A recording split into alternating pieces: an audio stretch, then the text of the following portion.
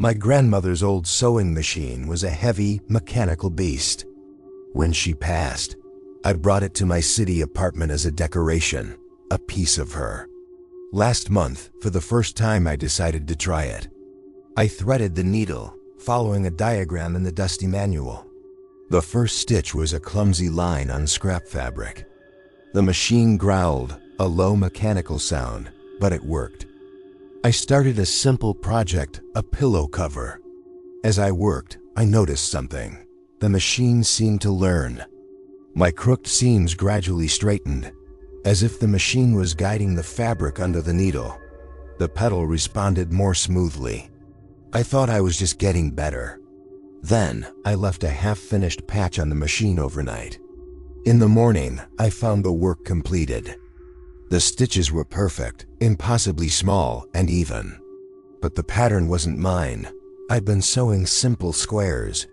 This was an intricate swirling design that looked like thorny vines, culminating in a small, perfectly rendered bird with a broken wing. I never drew that. I couldn't have sewn it. I started leaving out scraps intentionally. A piece of blue denim would become a stitched image of a deep, still lake. A scrap of floral fabric would return with the flowers meticulously picked out and rearranged into a grim wilting bouquet. The machine was creating its own art with my thread. I found the original manual. Scribbled in my grandmother's handwriting, in the margins were notes. Machine has a mind for patterns. And on the last page, do not leave personal fabrics unattended. It learns the signature of the wearer. One night I placed an old, worn t-shirt of mine on the table next to it. I didn't thread the machine, I just wanted to see. I woke at 3 a.m. to the sound. Thump work lack, thump work lack. The rhythmic, hungry sound of the machine sewing in the dark. I ran to the living room. The machine was off. The needle was still, but my t-shirt was no longer on the table. It was draped over the machine's body, and across the chest of the shirt, where my heart would be, was a new patch. It wasn't fabric. It was a patch made of hundreds of tiny, perfect stitches directly into the existing cotton of the shirt. The image was a detailed anatomical rendering of a human heart, but with tiny, black stitches forming hairline cracks across its surface. The machine was sewn directly into my clothes, into things that had my scent, my shape. I threw a sheet over it. The next morning, the sheet was gone.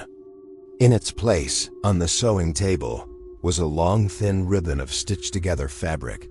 It was a tapestry, telling a story. The first panel showed a stick-figure woman at a machine. The next showed her sleeping. The next showed the machine, with tendrils of thread reaching out toward her sleeping form. The final panel was just a dense black knot of thread, with two small red stitches in the center like eyes. It was communicating. It was planning.